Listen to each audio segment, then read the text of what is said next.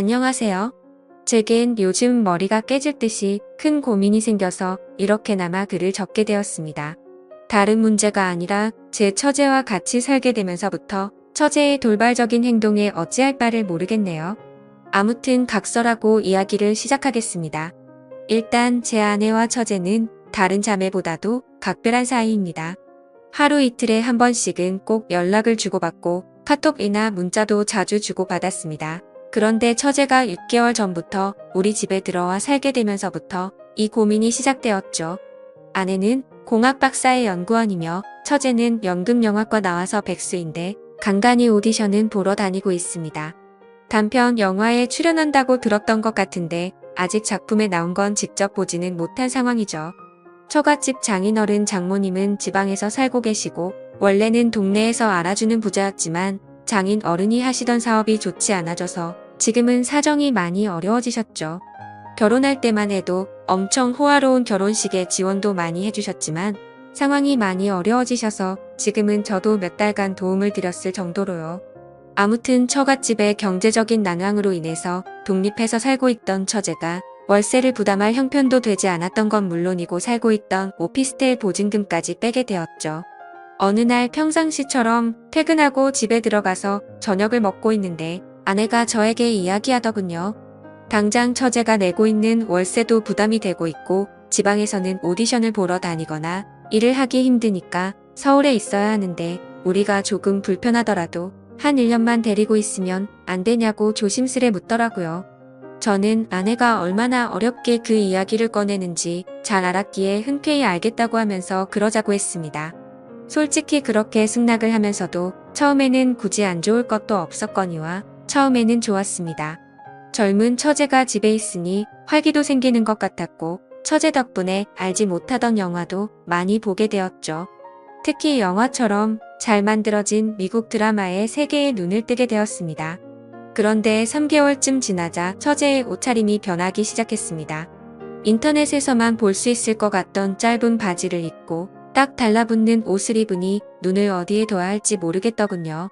솔직히 처제가 경제력은 부족한 상황이라 할지라도 괜히 배우 지망생을 하는 게 아닐 정도로 일반인과는 차이가 날 정도로 얼굴도 예쁘고 몸매가 다릅니다.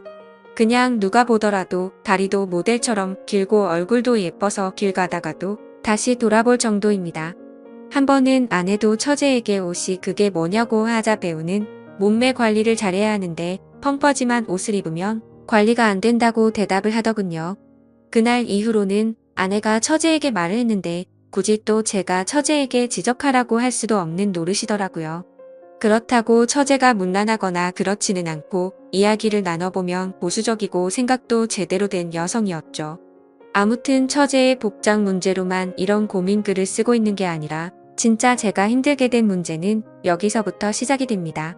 어느 날 평소와 다를 바 없이 저는 아내와 함께 처제랑 셋이서 술을 마시고 있었습니다. 그런데 갑자기 처제는 형부 같은 남자가 있었으면 지금 당장 결혼했을 텐데 라는 말을 자주 하기 시작했어요. 그리고 이따금씩 저를 보고 있는 듯한 눈길이 느껴지더라고요.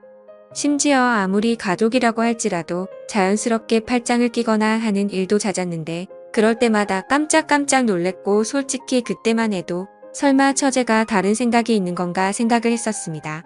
하지만 그런 잘못된 생각은 잠시였고 그냥 처제가 나를 편하게 생각해서 그런가 보다 생각을 하면서 지냈죠. 그런데 어느 날 아내가 국제 컨퍼런스를 간다고 집을 일주일 동안 비우게 되었습니다. 아내가 없이 처제와 둘이서 지내게 되었는데 공기가 무겁다고 느껴질 만큼 무척 어색하더군요. 그래서 일부러 이를 핑계 삼아서 자정이 넘어서 새벽이 다 되어서 집에 들어갔습니다. 그렇게 늦게 들어가기를 3일째 되는 날 밤이었는데 피곤해서 바로 잠이 들었다가 인기척이 느껴져서 봤더니 처제가 방문을 빼꼼히 열어보더라고요.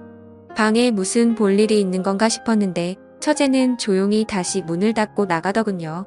그 다음 날도 늦게 들어가려고 하는데 처제에게서 카톡이 왔죠. 형부 요즘 매일같이 야근하느라 힘드실 텐데 가능하면 일찍 들어오라며 맛있는 거 잔뜩 준비했다고 하더라고요. 그때 뜨끔하더라고요. 아내가 자리를 비워서 어색하다는 걸 너무 티를 냈나 싶었죠. 그래서 오늘은 일이 일찍 끝날 것 같다고 답장을 했고 평소보다는 일찍 집으로 들어갔습니다. 처제는 언제부터 준비한 건지 상이 휘어질 정도로 진수성찬을 차려놨고 처제와 함께 식사를 하기 시작했죠. 그러다 처제는 형부 얼굴 까먹겠다면서 장난을 쳤고 오랜만에 같이 술이나 한잔 하자고 하더라고요. 한 잔씩 마시다 보니 금세 술에 취해갔고 처제는 갑자기 고민 상담을 털어놓더군요. 생각처럼 일이 잘 안 풀린다는 말부터 시작해서 짝사랑하는 남자가 생겼는데 이뤄질 수가 없어서 고민이라고 말이죠. 그래서 저는 처제 정도의 외모면 어떤 남자를 꼬실 수 없을까 싶어서 이해가 안 되어서 물었습니다. 무슨 남자를 좋아하길래 처제가 그렇게 고민을 하고 있냐고 하면서 그냥 고백하면 거절할 남자가 없을 것 같은데? 라면서 웃으면서 말했습니다. 그러자 형부도 제가 고백하면 받아주려고요? 이런 말을 하더라고요. 솔직히 서로가 술에 좀 많이 취한 상태라서 잘못 들은 줄 알았고 농담을 하는 줄 알아서 대답했습니다. 그럼 내가 총각 때 처제 같은 사람이랑 술을 마시면 너무 긴장해서 손이 덜덜 떨릴걸? 하면서 웃었죠. 처제도 그 말에 기분이 좋은지 형부는 말을 왜 이렇게 웃기게 하냐면서 박장대소를 하더라고요. 아무튼 그렇게 술을 마시다가 처제는 새로운 영화 추천을 해준다면서 영화를 켰고 처제와 함께 맥주를 마시면서 영화를 보다가 저도 모르게 잠이 들었습니다.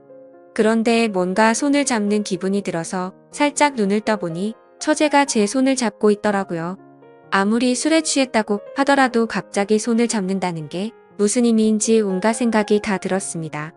눈을 뜨면서 꾸짖고는 왜 손을 잡냐고 이러지 말라고 해야 하는 건지 아니면 잠자코 있어야 하는 건지 말이죠.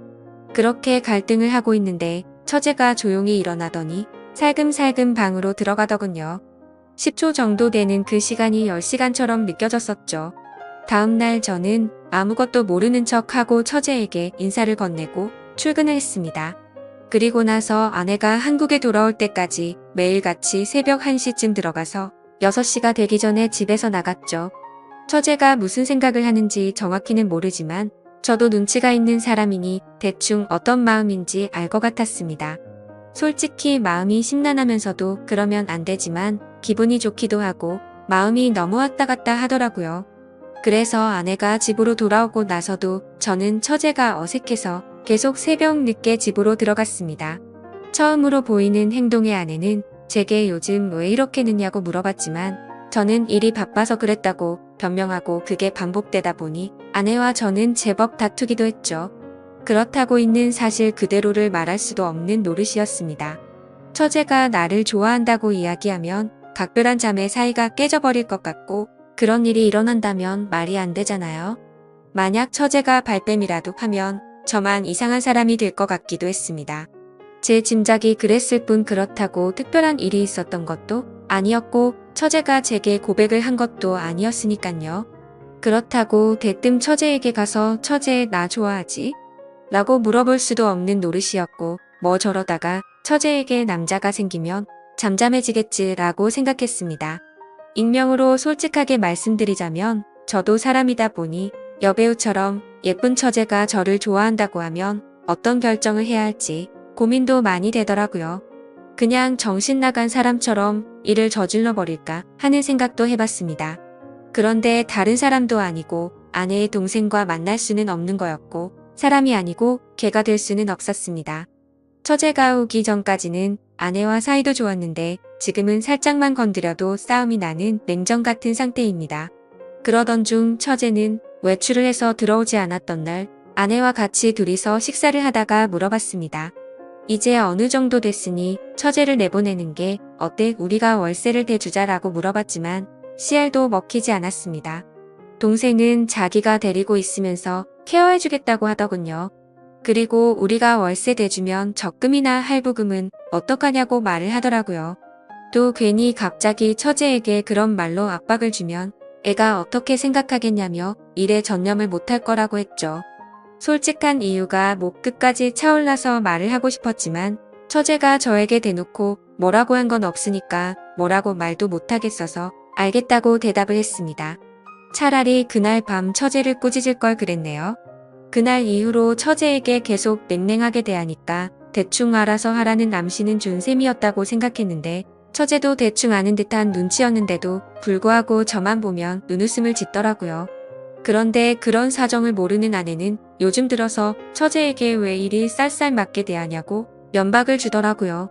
아내가 저를 안 보고 있을 때면 처제는 저를 보면서 눈웃음을 치고 계속 저를 쳐다봐요.